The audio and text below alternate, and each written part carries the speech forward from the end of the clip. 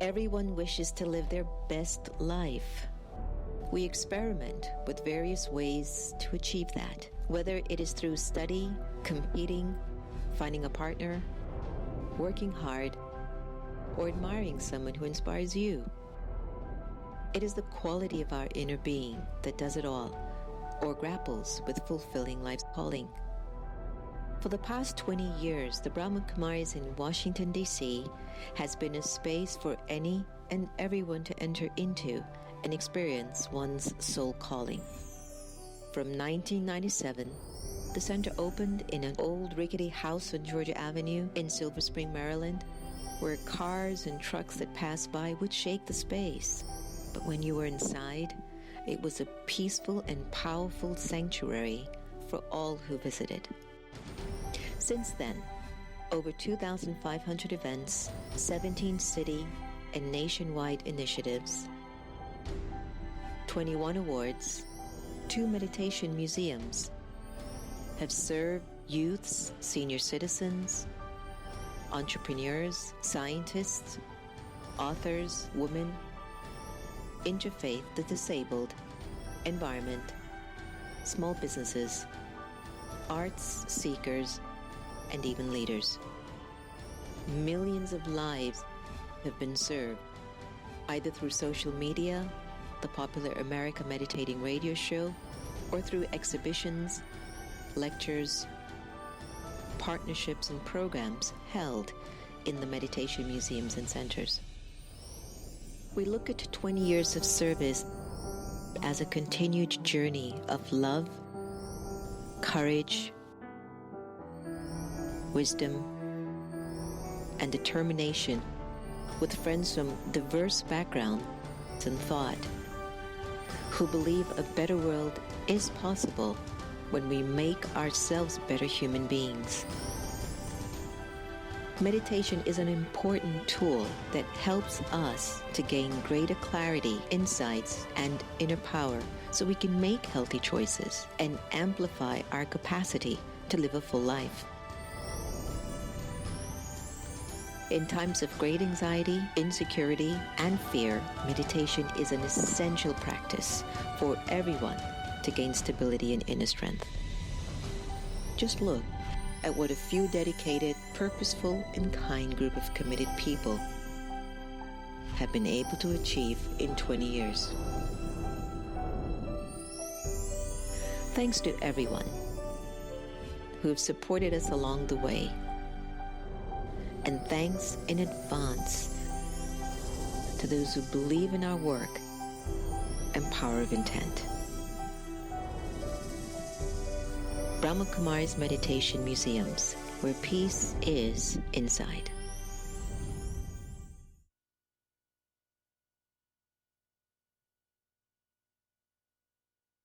Experience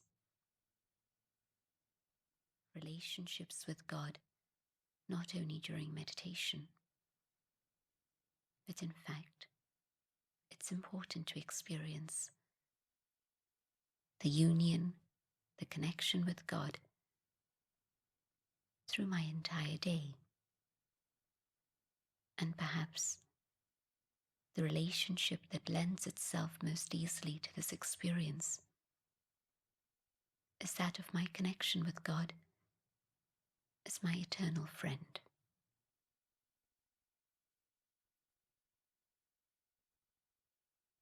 Sitting quietly,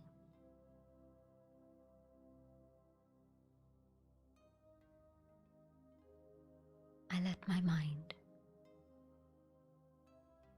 focus on the Supreme,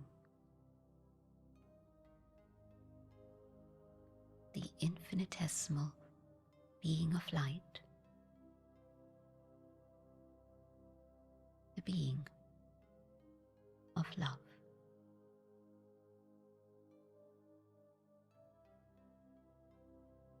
God the Supreme,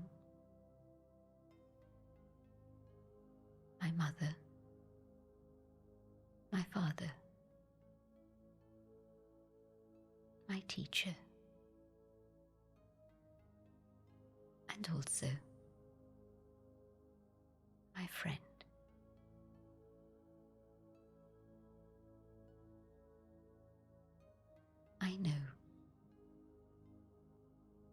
that God is always available,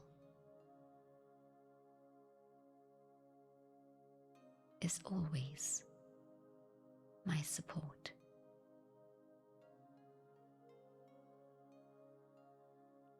God is constant, unchangeable, always here, always ready to respond. Just with one thought, I can make contact with this eternal friend.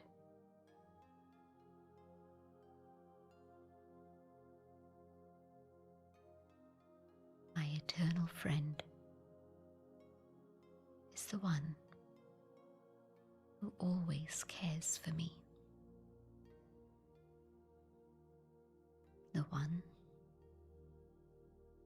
who constantly supports me.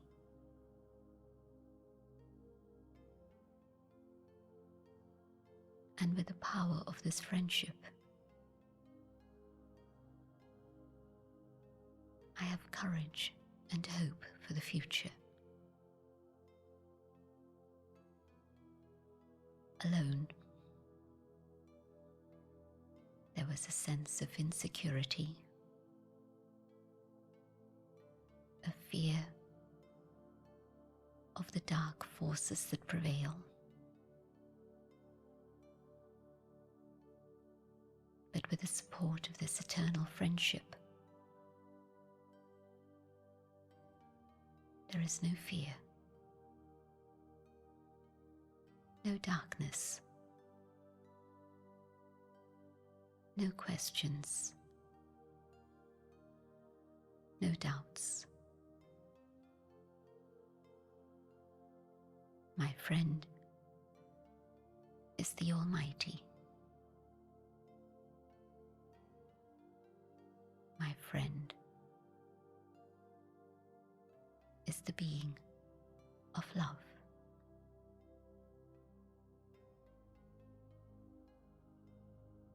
God's light and might,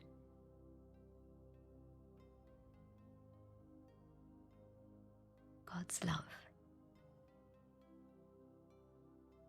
are forever and ever available.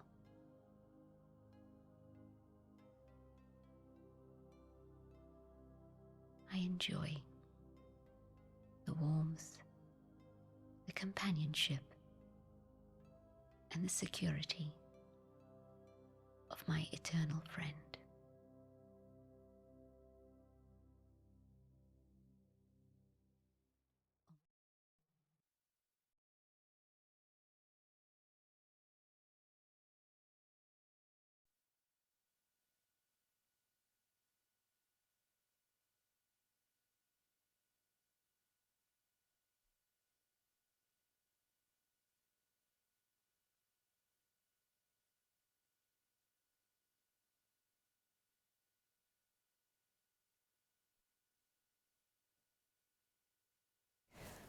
Om Shanti, everyone. Good evening. How's everyone doing? I hope you didn't have as much of a hectic day as I did. And for the last few days, Santosh and I are like, what to do, where to go. And today was actually a little bit light on us because I took it a little slow this morning, which was really nice. Are you okay? Is everyone having a nice Sunday? Have you eaten well? Have you made new meals? Are you experimenting with new dishes?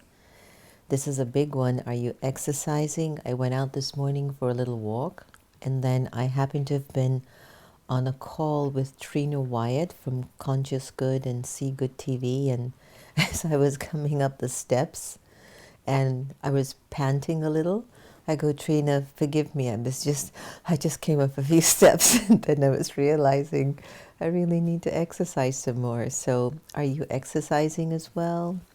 I think they're starting to open up some of the states and some parts of the world. They're beginning to have more movement with people. So I'd like to invite everyone to still be quite mindful. Wear your masks, wear your gloves. I know it's unusual times, and I kind of appreciate to some extent the gloves because now we can see. We can see each other. We can see each other. There are no distractions. We now can see each other. I had a wonderful pre-recording with the folks from United Palace a few days ago. Heather Shea and Father Jose Ramon. I don't know if you guys are on, but warm hello to both of you. What a wonderful group of folks. If you want more information about United Palace in New York, please just Google them. It's a beautiful theater, and they're doing fantastic work.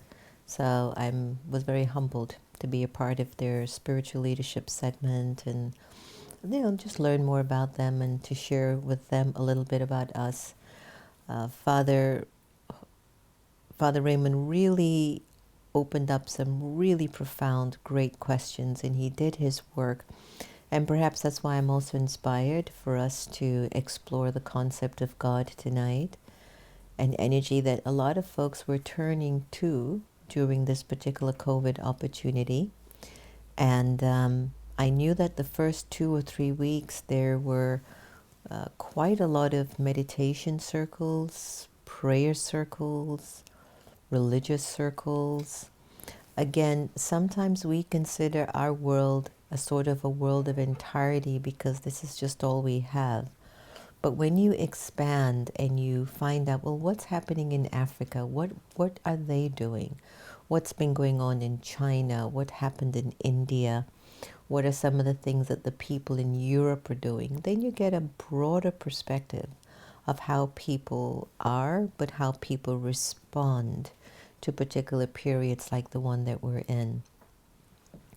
Of course, I think it's for many of us, our good wish is that when this particular period begins to level off and we move forward into another way of being with one another, that we come forward with a sense of grace and spiritual integrity,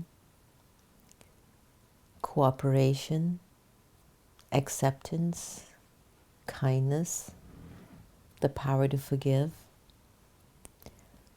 to be able to be helpful to one another. And I know that sounds very utopic and sort of idealistic, and in a perfect world we would be doing that more and more. But it doesn't hurt to at least capture that vision, does it? It doesn't hurt for us to at least try to believe that there will come a time when everybody will be okay with each other. You know, we would have done the work on ourselves, and we will satisfy our voids inside of the soul through pure feelings, good wishes, through our connection to Source, to God. With the way that we treat each other, if we treat each other with respect and love, that also fills the spirit. It's when we don't treat each other with respect and love, the spirit starts to get emptier and emptier because it's not getting anything in return. You gave out a lack of love and a lack of respect, so it was coming from an empty place. So based on that place of intention, then what will be returned to you is something empty. So when we come more from a place of love and respect and divinity and grace, then the return has to feel that way. Even if it physically looks like it's not coming back that way, because you're coming from that place of thinking and feeling and doing, you will find the interpretation of that in the situation outside of you. And it's important, I feel, that we look at this. Let's just take a moment. How are you planning to really move forward into this new paradigm of the world? And as I mentioned to you, I'm really not listening to the news at all, and I'm wondering if I'm just in a fool's paradise, or am I just trying to protect my soul from not being infected by a lot of toxicity. My empathy and my heart is going out to individuals who have lost their jobs and who are making a decision, do they buy food or do they buy their medicine? My heart goes out to, I don't know if you saw the show yesterday, of women and children who are being hurt because of domestic violence in their homes, because they can't go out. There's something happening in us, you know? There's a hole. There's a hole in the soul. And it's like all those qualities, all that power that we once had to respond to life with grace and beauty and love and dignity and spiritual power. It's hard to bring it forward. There's a lot of challenges of individuals really wanting to come forward with the best of themselves, and at some point you can try it, but if you're tested 10, 20 times, you realize you still have room, you still need room to develop your connection to Source and to fill yourself up, to fill your cup till it runs over, and everybody who gets your overflow becomes a better person.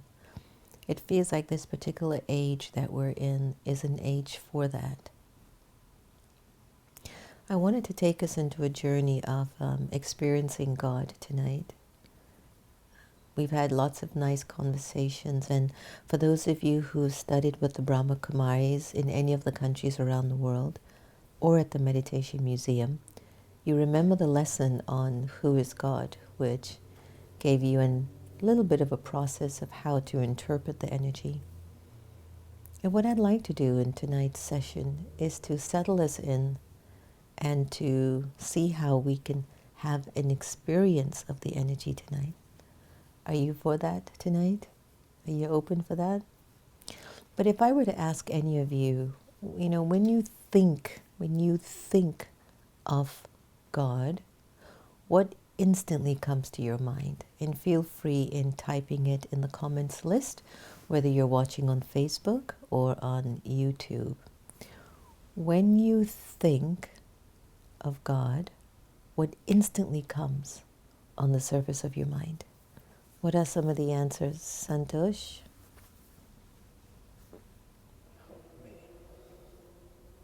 Should I try to look?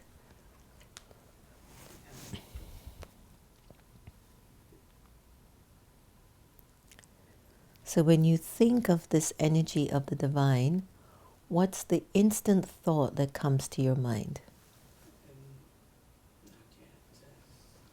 Anyone watching in can type that in. Let's have a little back and forth.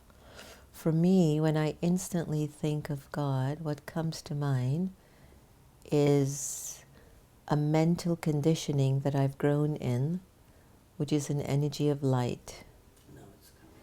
And from the energy of light, I've come to the experience that anything that has light carries a very high vibration.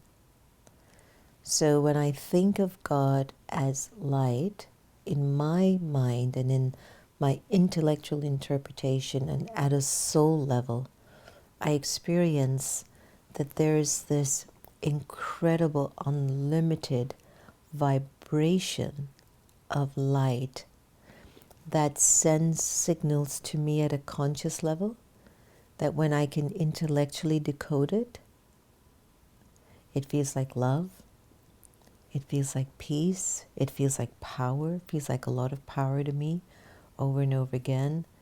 It feels liberating, it feels kind, it feels gentle. So I'll look at some of your answers. You know, that's what comes to my mind instantly, or thoughts like that, and I'll look at what some of your answers are saying. Okay. So Portia says, I feel truly loved when I think of God. Savita says, divine qualities. Ranju says, I feel secure. Sarita says, I feel a strong sense of protection. Mm. Tina says friendly, accepting, and loving. Julie said, I feel like there's a canopy. Hello, Mohan Lal from Trinidad. Nice to have you on. Hope to come to see you all in Trinidad soon once again. Jennifer says, hey, Jennifer, so nice to have you on the Zoom call on Thursday. You feel love and peace. The canopy filters negative energy coming my way and protects my high energy vibrations. Beautiful, Julie. Praveen says a sense of connection and security. And let's see if there's any other points. Clyde, unconditional love and light. Yes, that's very beautiful. Good. Somebody says the boss. I feel like it's the boss. That's so cute. Yeah. Beverly says I feel love. Right.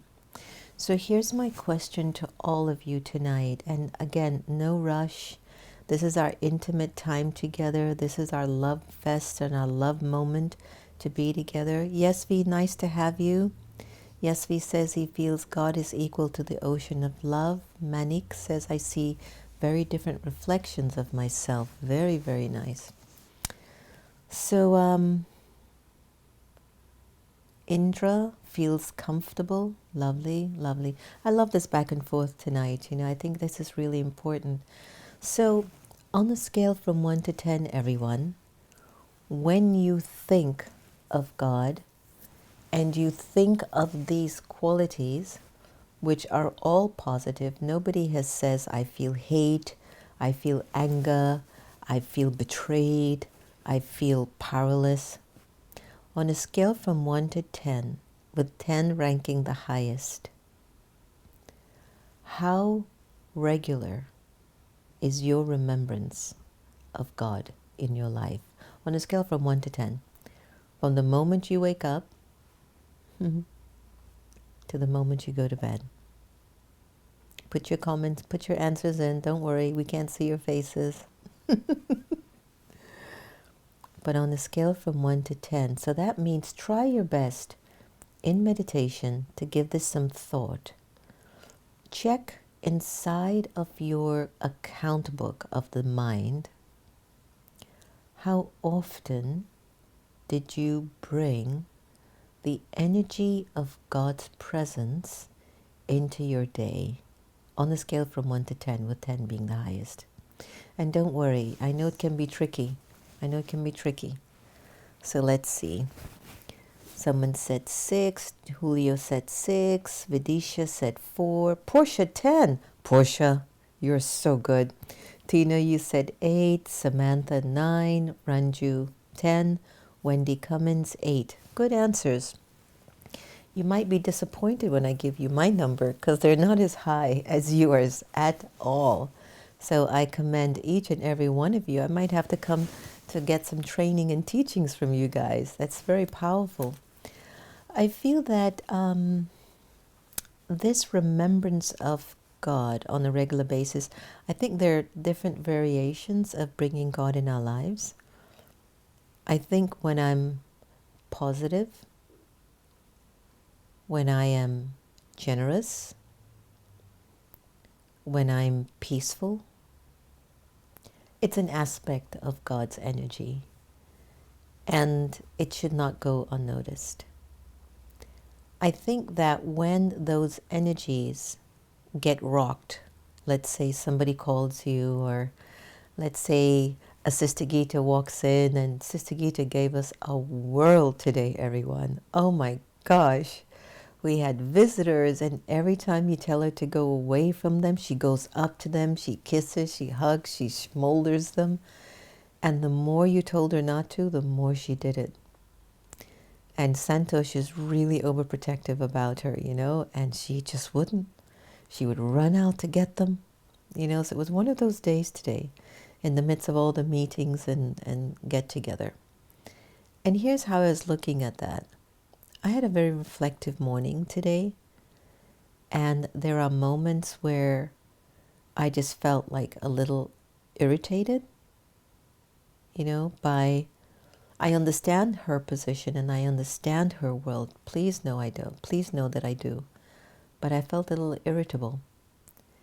And in my observation of my being irritated, I couldn't find God in that moment. All I could find were my human tendencies. And I was okay with it because I was able to identify this isn't who I am. So while I'm going through the day and I'm not disturbed or I'm not bothered, let's say that I do have the energy of God in me. My question today is, well, that energy of God could have just bypassed it and just went Om Shanti. Couldn't I have just kept moving like everything's going to be fine? The energy of God's vibration is loving, it's powerful, it's peaceful, it protects, it's kind, it's wise, it's pure. So how come when I need it, it's not there at that moment? I mean, I've been able to execute it on many occasions. I'm not saying I'm not doing a good job, but I'm very clear on when it's not there. Like, I'm very clear. I think there must have been how many times, Santosh, today? Sister Gita must have done 10 odd things that we literally had to run after her today to get her settled. She just had one of those days today. And how many meetings I had today? About 5 meetings today. And in the midst of trying to navigate that and somebody coming in and doing this and doing that, where was God for me? That I could just turn at those 100 occasions today and say, it's okay. Please just wait until I'm done. Just sit for a little. She's like, it wouldn't. So then here's my other part. Just give me 1 second. I'm giving you the real deal today. 1 second. Lot of love, lots of benevolence, lots of God. Now I really turned up the volume with the love of God today, right? Check this part out. You're so good. Just give me 5 minutes, okay? Really, you're so good. Just give me 5 minutes and sit. And then it got even worse. He was like, no. Here, look, this. Let me show you this. Can I? And I'm in the middle of another Zoom meeting, right? And I just had to incorporate her in the meeting with the folks because I had no other choice. You know, real time is at play here. And then when I muted it, and then I spoke to her like you have to speak to a 2-year-old who is not listening to you. And I watched myself, everyone. I go, sit, now. And she just looked at me. But one more thing, I just could not win today. And then poor Santosh comes up and starts to go, Sister Gita, please, she's in a meeting. But let me explain to you how I recognize that God was sitting to some extent close to me. That even when I said, sit, I consciously chose to do that. It didn't come out of accident. I said, sit. and I'm watching myself and I'm like, I just can't believe I'm having to talk to my mother like this. It's just like so crazy. But I was watching how I was feeling as a person. And honestly, everyone, I had no bad intentions. So the energy of God was still with me. So when I think about experiencing God, I look for Him in the moments when it's as testing as those. And I find that when I have turned my thought attention away from Him, then my human tendency emerges, you know? And so the way that I look at my rate or my connection to God is I check to see my level of response in situations and circumstances. And here is my base meter. And I'd like to introduce this to you too. Consider the original religion of your spirit, not your body, not your culture, not your language. But consider the original religion of your spirit to be peace. Sit with that for a little bit. And inside of that religion of peace is an enormous amount of light, which is who you are, the soul.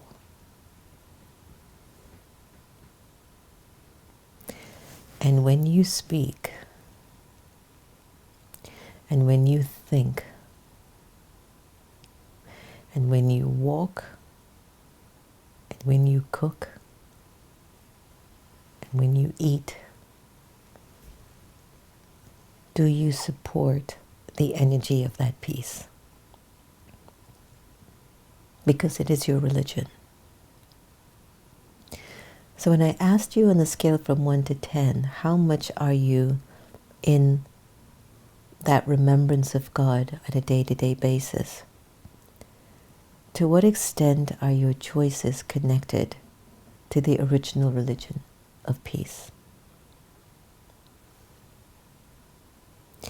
So in order for us to feel the energy, let me first take us into the journey of the self.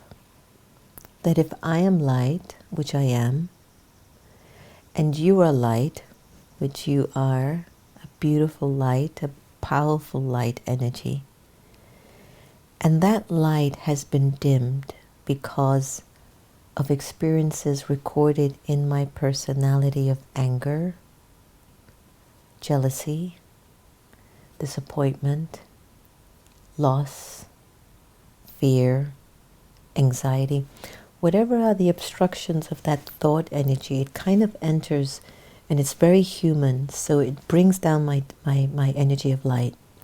And my light starts to dissipate, sort of like a battery losing charge. But then because I, the soul, am in the body, I'm so used to that. I get used to being a discharged energy of light over a long period of time. And maybe the only times that I remember that there's much more to me than what I'm distributing, it could be if you encounter someone who seems to have a lot of attainments, whether it's spiritual attainments or monetary attainments or personality attainments. They just seem to be very blessed. Or it could be that life has got you in a challenging situation and you're falling apart and you wished you were strong enough to cope, but you can't. In those moments you wish you had the spiritual power and the spiritual capacity. It could be when situations are unfolding and it's out of your control, completely out of your control.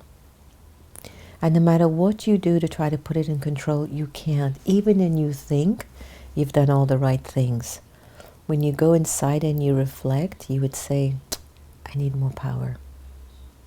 I need more power in order to make this work.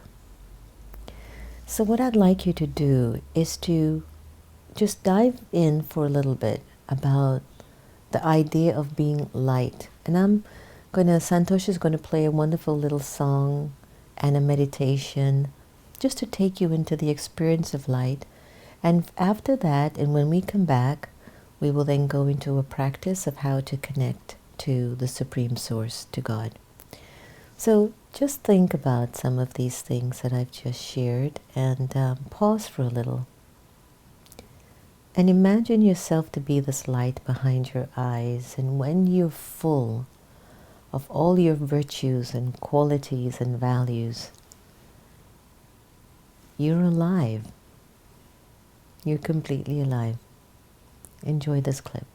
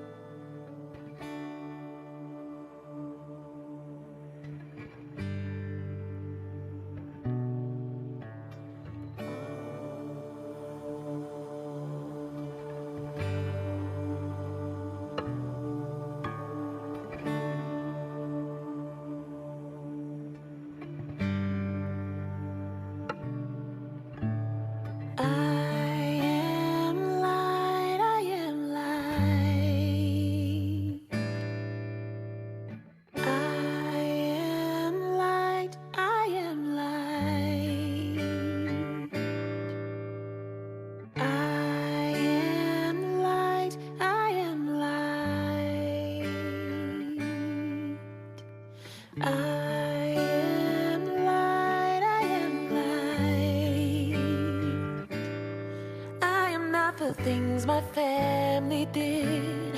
I am not the voices in my head. I am not the pieces of the brokenness inside. I am light. I am light. I am light. I am light. I am light. I am light.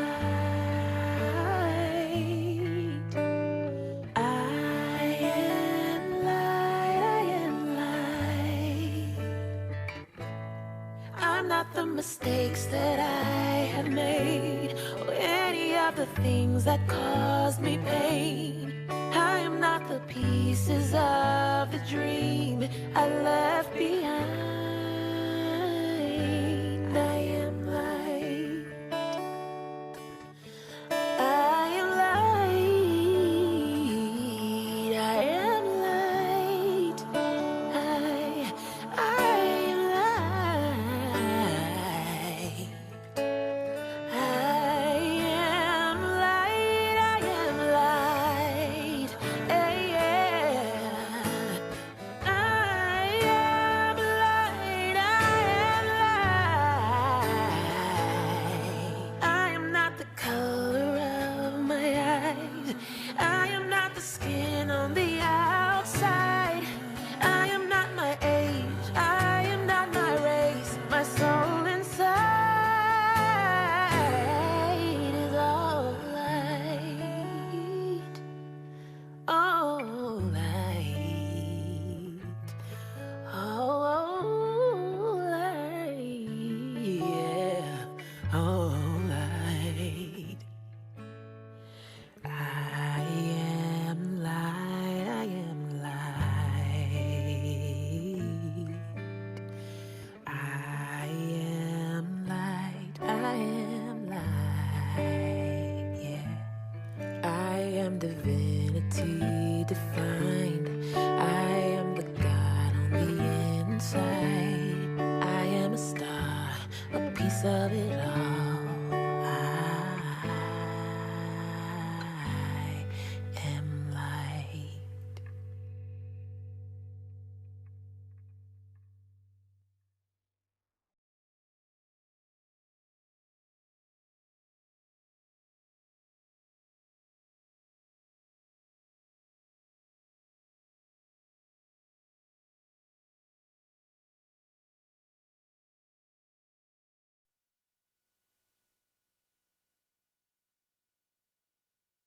I'd like to take this moment to just allow us to pause and savor the words of the song and the vibration.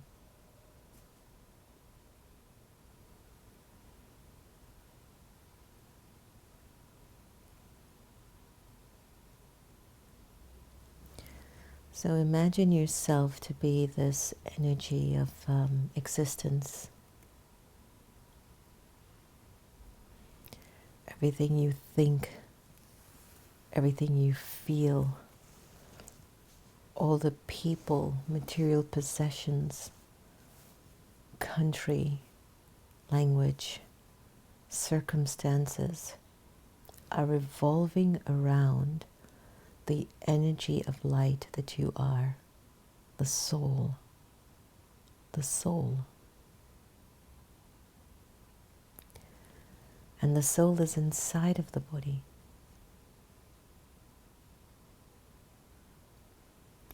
And it's expressing all that it is at this particular part of its journey or this period in its life. It's expressing itself through these eyes. Now that we're wearing so many masks, all we're seeing with each other are eyes. And so they say the eyes are the window to the soul. The things that I choose to hear. Who makes that choice? It's the soul, isn't it? The ear doesn't choose to listen to anything. The soul chooses to listen.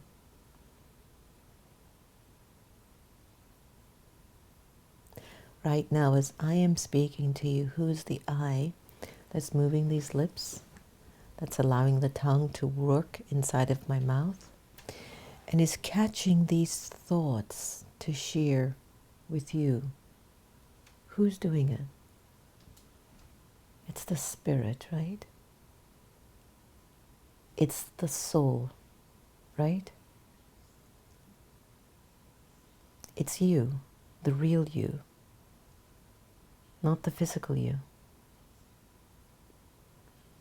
Yesterday or day before yesterday, I did a Zoom funeral, and as I kept looking at the body and looking at the family in the Zoom recording before I gave the message, I mean, the soul is just not there anymore. The soul is not there. There are some of us who have offered our organs for donation, that if we pass away, doctors, or I guess it's the forensic specialist or somebody who does that job, I don't know the accurate word, forgive me.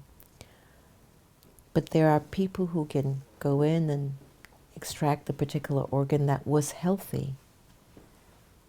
Now your soul can leave the body with a healthy heart, but the heart will stop because of cancer or because of the coronavirus, or your soul can depart your body because the kidneys don't work anymore.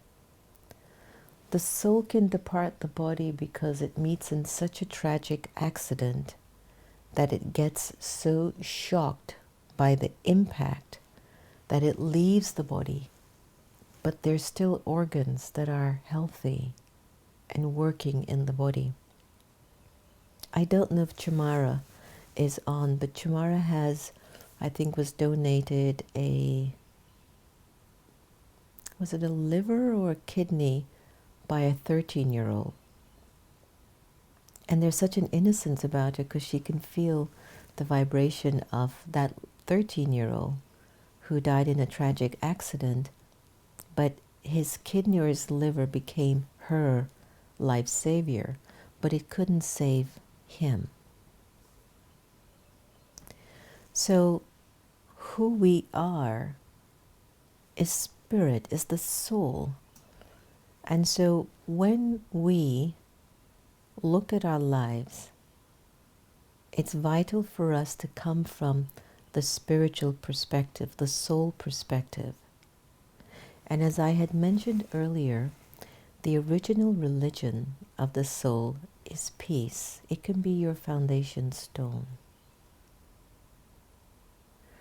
So if the original recording inside of the soul is peace, then my relationships should be peaceful, my body should be peaceful, my money should come in peacefully and go out peacefully, my mind should be peaceful.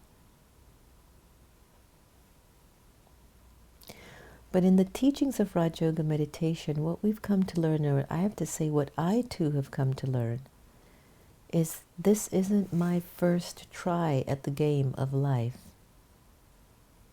And I don't think it'll be my last. And so if the soul is on a journey, and it has had more than one lifetime, 5 lifetimes, 10 lifetimes, maybe even more, half the time I can't even remember everything I've done today. How in the world am I going to remember the choices that I've made in previous lives? And that energy is recorded in the spirit, in the soul. So let's say that there is a particular period in the soul where the soul feels as if its wings are clipped, right? It doesn't feel completely contented. It doesn't feel at peace. It still remembers an old relationship that has gone sour. It still feels dislike or jealousy or criticism. Let's just say a partner leaves you and left you in a way that you felt had no respect for the love that you both shared. And the way they left, they treated you like a doormat.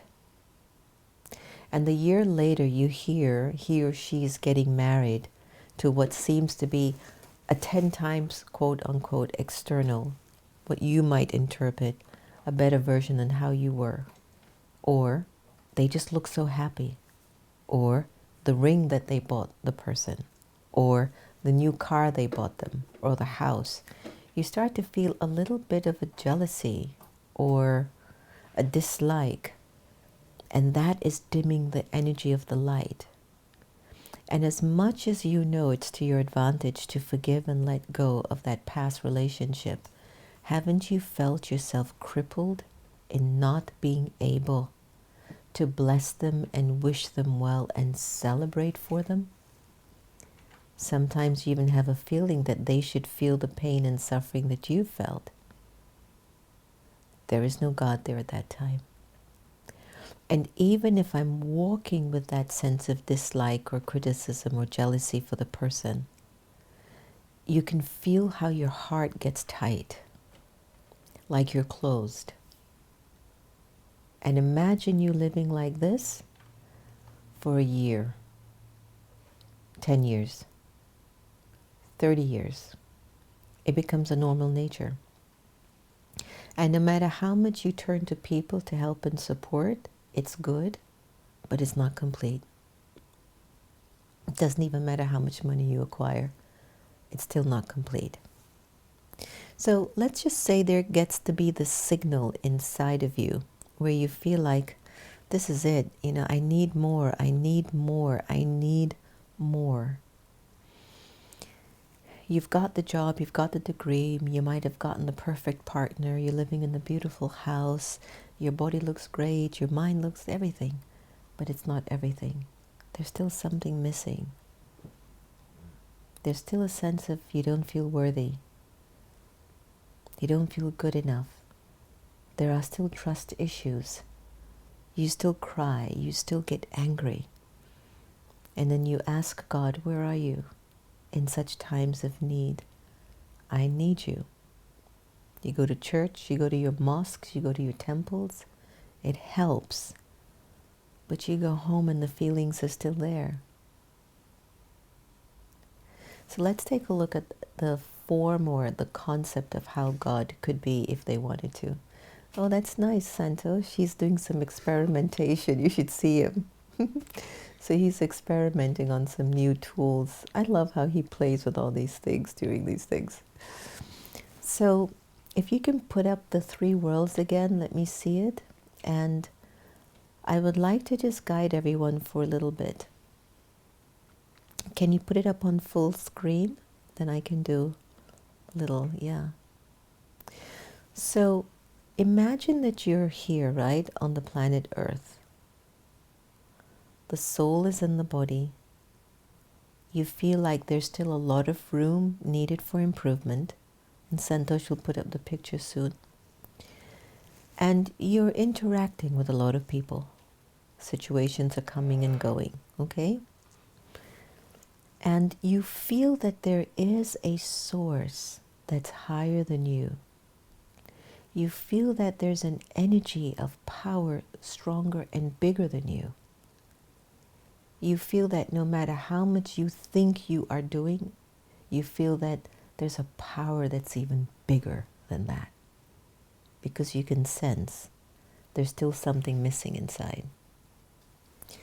So when you think about meditation and experiencing God, the first and foremost thing to do is to remember it is the spirit, the soul inside of you that seeks the experience of the divine. First step. The second step is to interpret the energy of the divine to be similar to you, however, 1 billion times more, where the energy of love and peace and purity is concerned.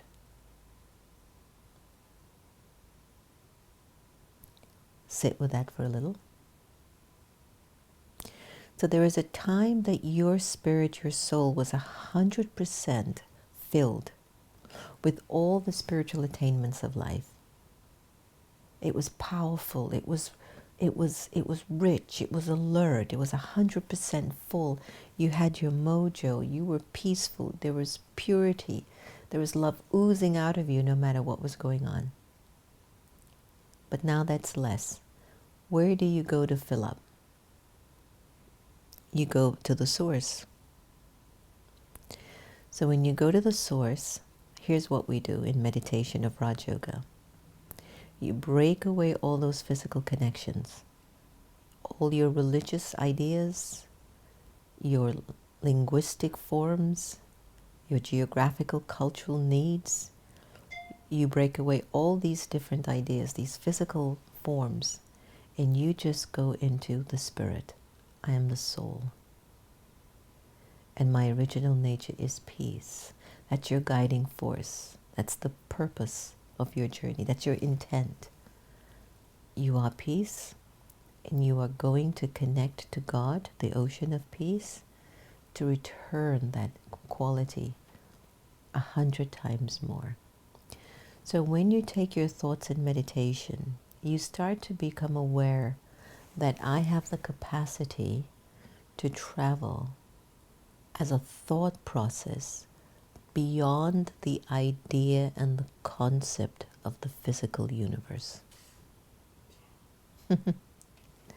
Santosh is having a wonderful day today. And as you continue to travel beyond the universe, okay, you're going to feel as if you're almost having like this near-death experience, because you're becoming completely you, the spirit, the soul. A lot of individuals that have been under many research projects, they've often said, who have had near-death experiences, 9.9% have come back and said, I saw the light, and it was so loving and so warm, and the love was extraordinary. So let's go back to that image again. So as you're traveling upwards in your meditation, you come to this point that you're saying to yourself, I am the light, and I'm returning to the light, and I am peace. So now you're beyond the galaxy. You're entering into this vortex of white light. You're beginning to feel softer, subtle. Notice that there are no thoughts about religion or gender or nationality, except after I mentioned, but you're moving away from it. And you, the peaceful soul, you're feeling a disconnection from the world of action, and you're going higher and higher in your stage of consciousness, traveling towards the light, and you get to a place where you can sense an enormous amount of freedom. And in that particular region called the soul world, or the world of light, is the supreme energy, the generator, your plug, your recharge, your God, your Baba. The supreme energy is this constant vibration of energy existing, just pulsating vibrations, and you have chosen to connect to that vibration right now. And it's just sending you these waves of gentle love, gentle peace, gentle vibrations.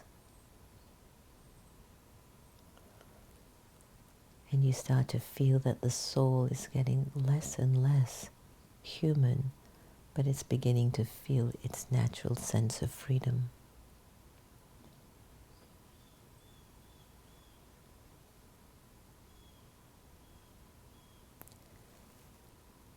Just stay in stillness for a little while.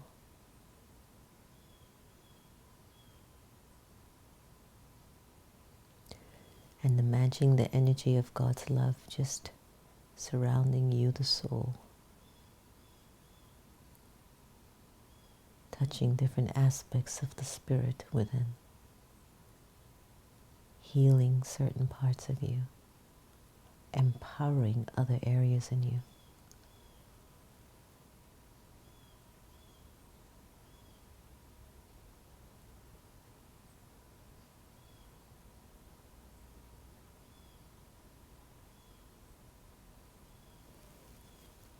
As the living energy of light in your conscious state of remembrance, you gently allow your thoughts to begin to return you back to the world of sound and physical energies, so to speak. You're consciously pulling away from this ocean of love and stillness and purity, and you're bringing your thoughts, you're bringing back the subtle experience of the vibrations back into the consciousness of your mind, behind the eyes, back into the room where you are. And just for a while, as you sit in your body, just observe how you're feeling. What vibrations are coming through you and over you.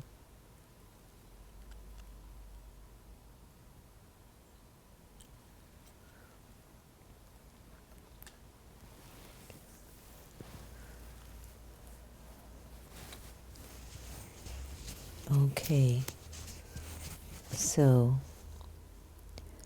would you like to just come back into the space?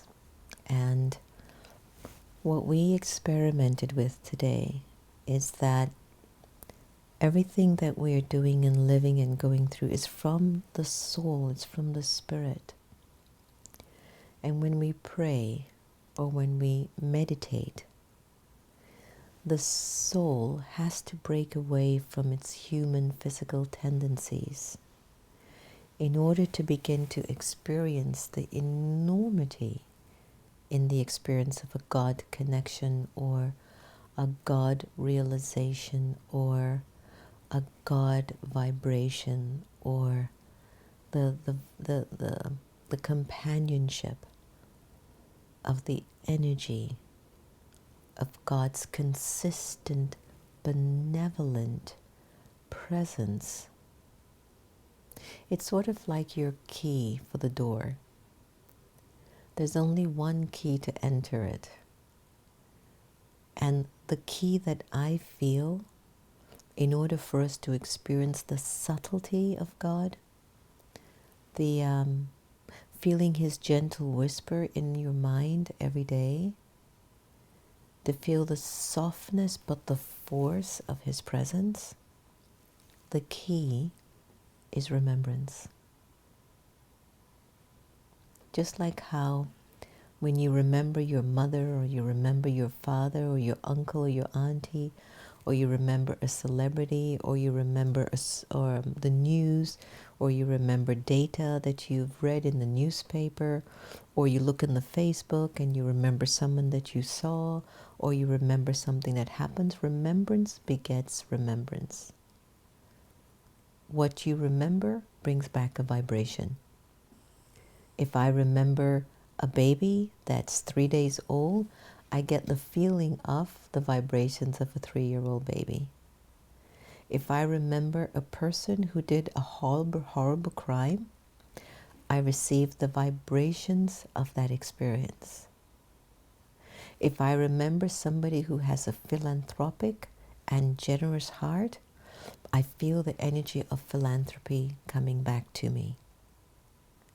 So when I remember God, what comes back to me is the experience of how I would feel when I'm in my absolutely high self. When love is unlimited, when kindness is unlimited, when peace is unlimited, purity is unlimited, power is unlimited, peace is unlimited. Does that make sense to all of you? Now I'll open up here for questions and thoughts and ideas, and feel free to share whatever you'd like to share or anything that you'd like to talk about, because without this connection to source, I don't know how we're going to delete a lot of the experiences that are recorded in the soul. Because we've tried drinking, we've tried partying, we've tried relationships, we've tried the nature, we've tried the books, we've tried a lot of things, and yet we still remember, don't we? It's still there, it's still there. So let me put on my glasses and look at Santosh doing all. You should see his face, everyone. He's like in a little kingdom of technology. His joy is overwhelming right now, if you look on his face. So would you like to go through some thoughts and sharings today? Was that okay for anyone, or was it like sci-fi, or was it like too Star Trek-y for you? So Sarita says, remembrance is the experience of relationship. It causes an influence. That's a good point. That's a very good point. Nicole, thanks for joining in, my sister. Nicole and I had a lovely spiritual vaccine conversation last week on caregiving. So both of us are in very similar situations with our mother, and taking care of them as they move more into their antiquity. So Nicole says, I never thought about the feelings of pain create closure of the heart that manifest in physically feeling of pressing in your chest. Yes, absolutely. It's interesting. It's very interesting. So Priya's asking, do our intentions matter more or less than how our actions affect or impact others? Intention is everything. Based on the intention, the results will emerge from the action. Sometimes the result from the intentions are very quick. It depends on the depth of the purity and the innocence and the selflessness in the intention. But if the intention is absolutely selfless and pure, the results have to be great. It has to be. It's just that sometimes it's not always quick, but it does happen. So sometimes we have good intentions, but the result isn't positive. So when you feel that you have put all the best of intentions in, and it doesn't work out accurately, we have a concept in the Brahma Kumaris that we go, it's drama. That means sometimes the universe and the collective vibrations of everyone's karma are much more powerful at times than the energy of my intent at that specific time. But anything that you do, especially if you do it in remembrance of God, the Supreme, it has to manifest the best results. It's just a matter of time. Sometimes it takes a little bit of time. Sometimes it takes a little bit of time.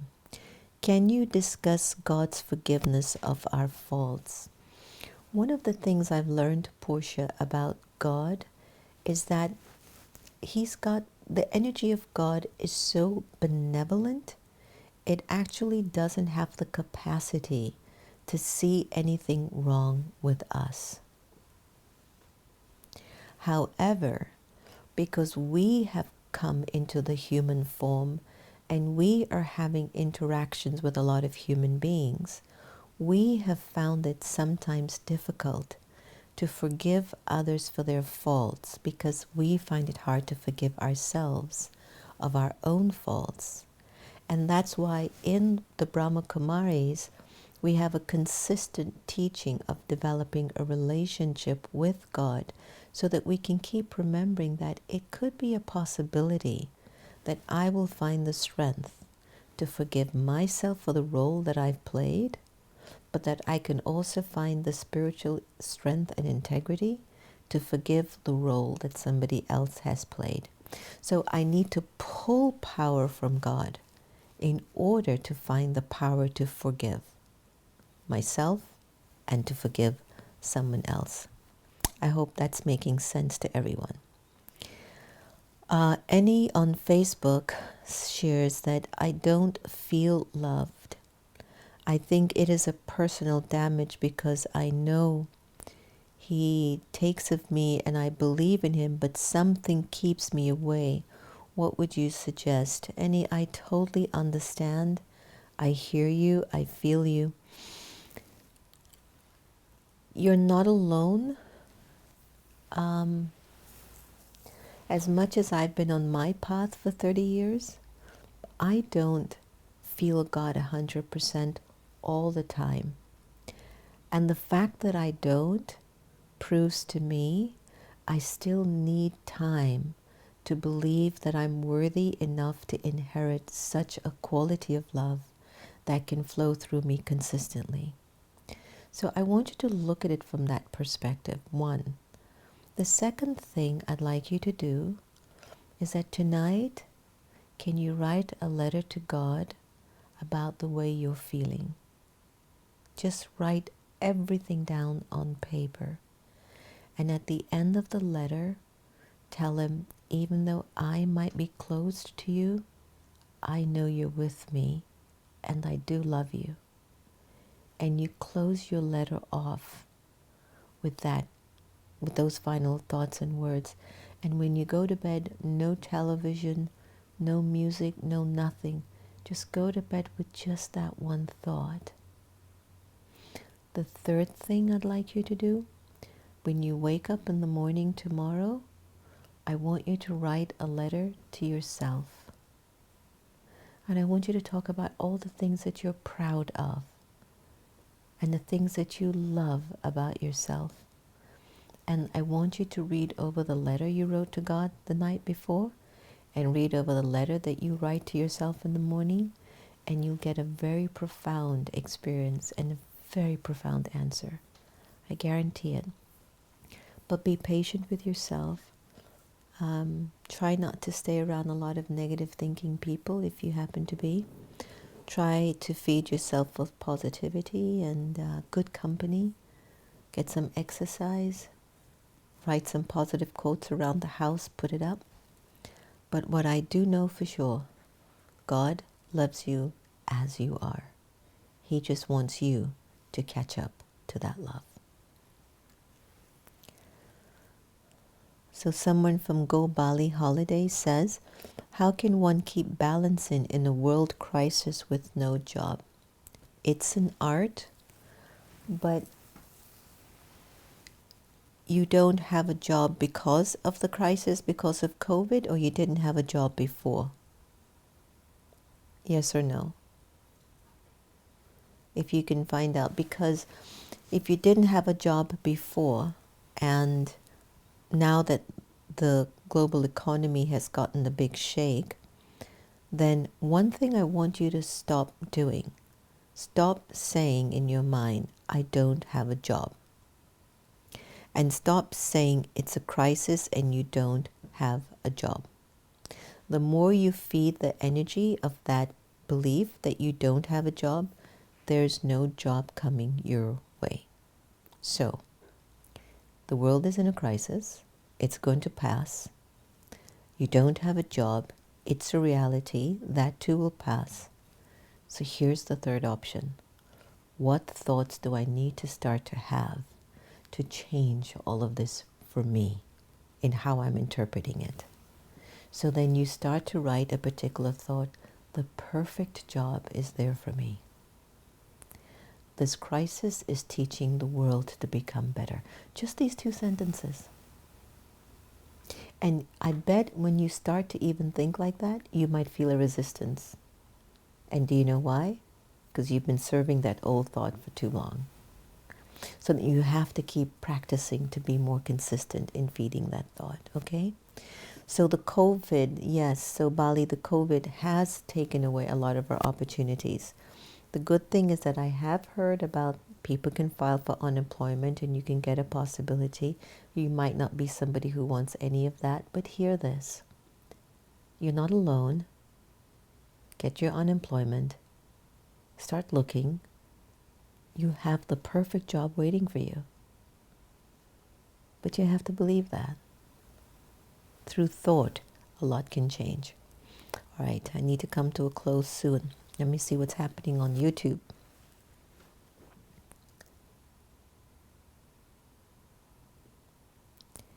So, how does the presence of God resolve anxiety? Dr. Ivy Hilton, who has this wonderful sound spa that goes on in the evenings on Facebook, you can check that out. And you can visit her website. I think Santosh can put it in, or Ivy can put it in for folks to respond.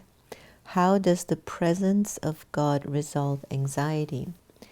When the soul that I shared earlier on in the conversation, when I'm in soul awareness, I automatically begin to reduce my anxiety. When I start to remember the energy of God, anxiety is just a fact that my thoughts are either too much in the past or too much ahead of me. So I'm anxious. And when I'm in the experience of soul consciousness and in remembrance of God, there are no thoughts in the past.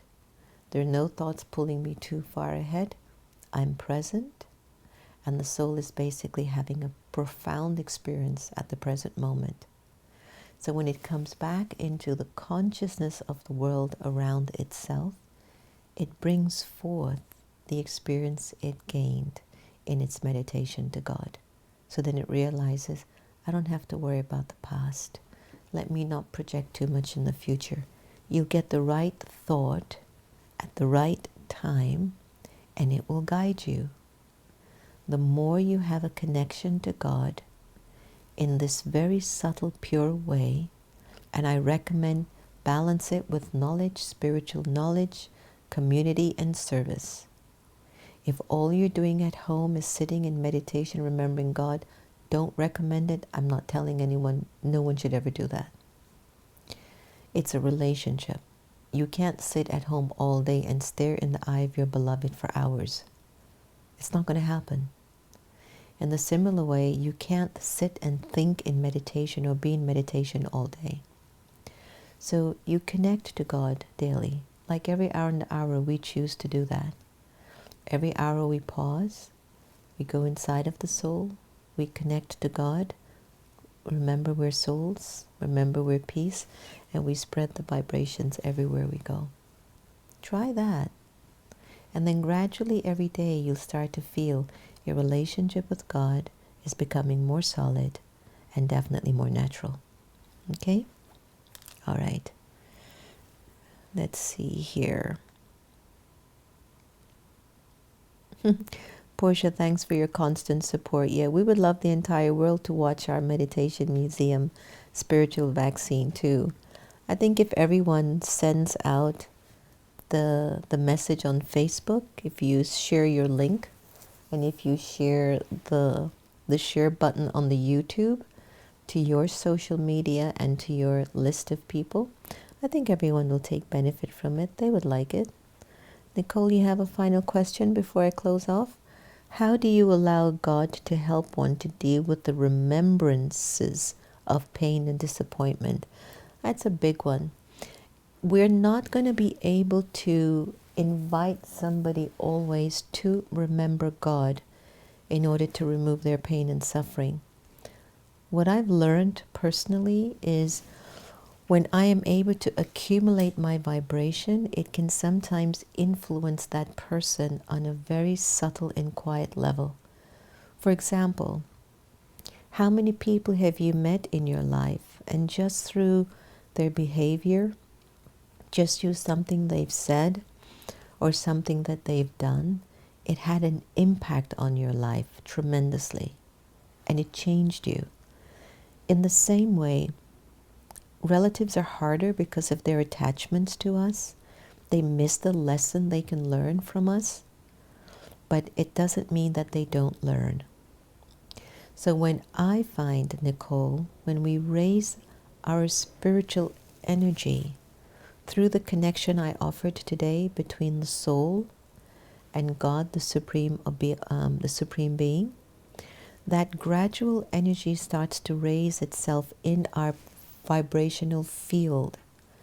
And when somebody's in distress or if they're in pain, and they sometimes will look at you or they'll feel your presence, it will start to heal them. Like they'll start to feel like, I want to do that too. They might even ask you for some guidance on how to deepen your connection to Source. For me, the energy of God is a very private one. You know, it's very quiet, it's very deep, but it's there. It's there, and it definitely will come forward in a time of need. It doesn't mean sometimes you don't have off days. It doesn't mean sometimes you're not cross. It doesn't mean that sometimes you get ignorant and forget that you're a virtuous divine being. But what it does mean, when you look at your life, you are very convinced, I'm becoming a better version of myself. You can see the royalty, you can see the beauty, you can see the peace, you can see the stability, you can see the quality of the character coming more forward. You're more honest, you're more genuine, you're kind. There's an energy of innocence, playfulness, purity. All of these are proofs in your nature and character. And then secondly, you start to sometimes see your relationships are working better. Your finances start to maybe flow better. Your health gets a little bit better. These are some signs. It depends on the depths of the karma of the soul at the time. So it's a little different. All right.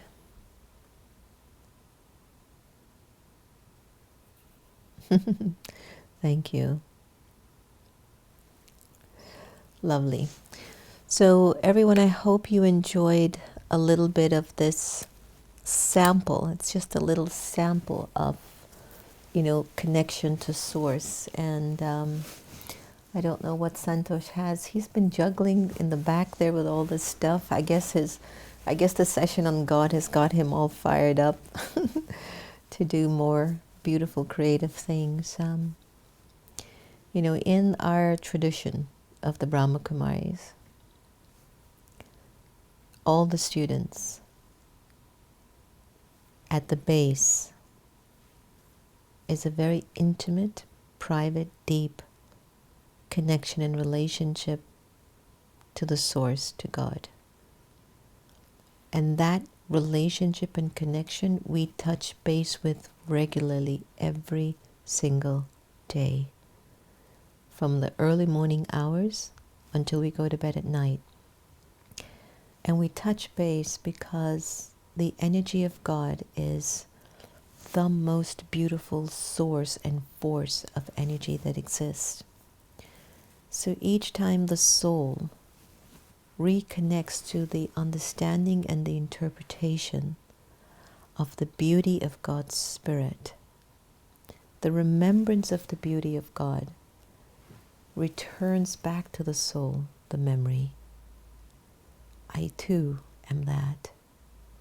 I too am worthy. I too can give love. I too can give peace. I too only need the sustenance and the spiritual support of this divine energy. And when that experience starts to increase in your personality, you'll find that you'll have less dependency on the world of matter and on the world of materialism. It just automatically gets less.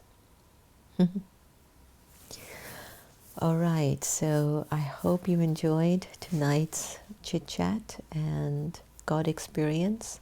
Feel free, if you'd like more of it, just let us know. We'll be happy to continue with more offerings of this particular form of teaching and experience. So what I'd like to ask Santosh to do is, Santosh, what do you have available for the ending? That's it? So what I'll do is, do you have any of your little graphic gadgets that you're planning to put up? He's on standby today. You just have to love these young brothers, you know? It's like technology is their world. I love it. All right, let's do, could you put on the one with the soul world? And I'll just do a very quick meditation, yeah? All right, everyone, sit quietly and relax. And I know I've gone way over time today. But when it comes on to something so subtle, and sometimes I just don't want to rush into it or undervalue it, you know. We're not going anywhere anyway. All right, so go behind your eyes. Just go behind your eyes. And I want you to imagine that you are traveling, just traveling in your thoughts. You have been everywhere throughout time. You've been different genders, different languages. You've had different languages, maybe different religions. You've been born on different land. And here you are, this particular period in your journey, and the soul wants to go home. It wants to return to its supreme parent, the ocean of love and the ocean of purity.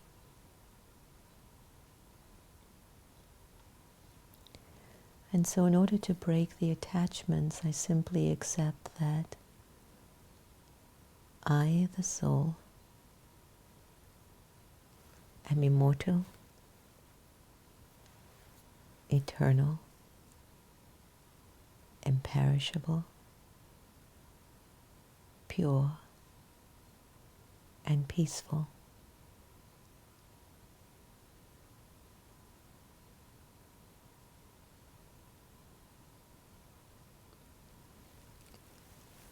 And in this awareness,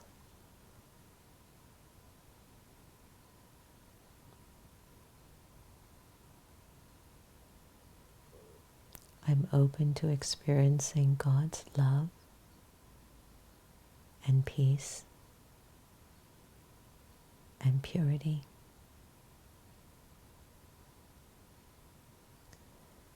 So I raise my awareness as if I'm just detaching from everything of this world and moving further and further away from its physical world.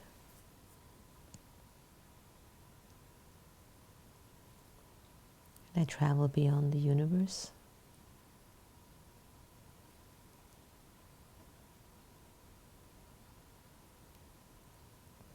into the world of light.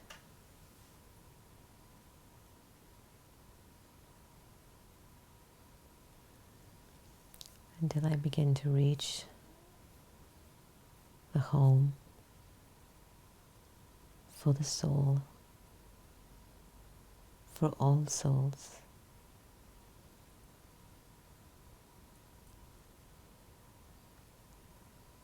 And the Supreme is the master of this dimension.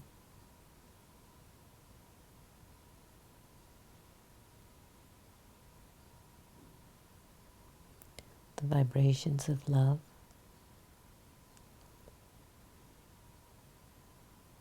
peace,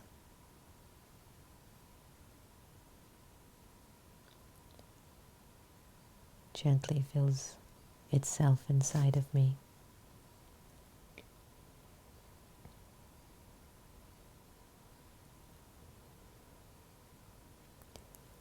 It's a gentle wave of benevolence, of peace,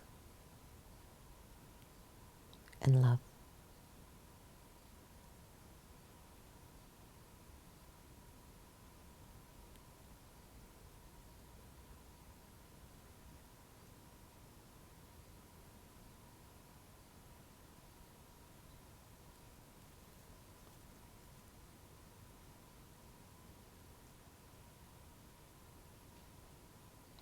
In this world of light, I'm safe, I'm free, and I am loved.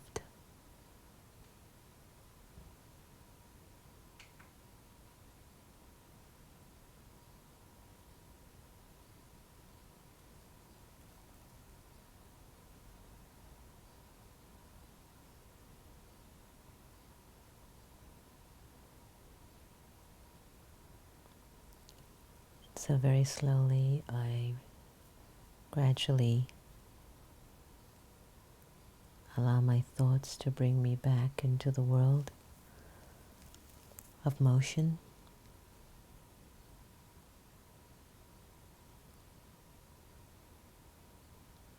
of sound, interaction, choices. Knowing that I carry the responsibility of choosing thoughts,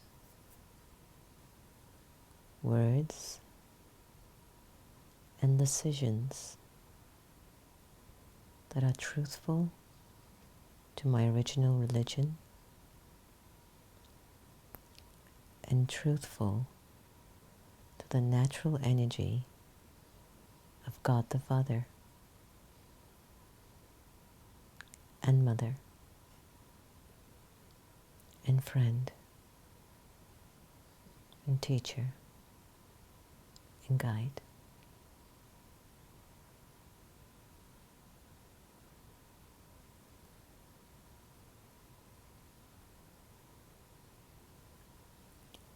This is why we need more silence and stillness, so we can feel and experience God's love in our lives.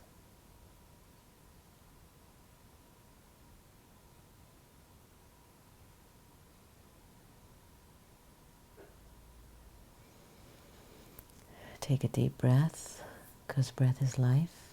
Breathe in, breathe out. Breathe in, breathe out.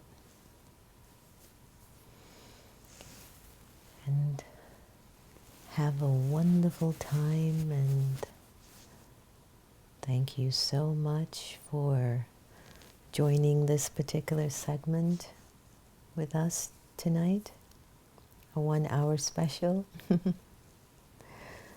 I like my, this is more than 1 hour, right? Sorry. See what happens when you go into infinity? There's no such thing as time. Anyway, keep in touch, and is that Enid who mentioned about you feel like you can't feel love? My blessings are with you tonight. Be opened. You're not broken as you think you are. You're incredible. Just be open to the love tonight. Sweet dreams, everyone. Take care. Be well. Om Shanti.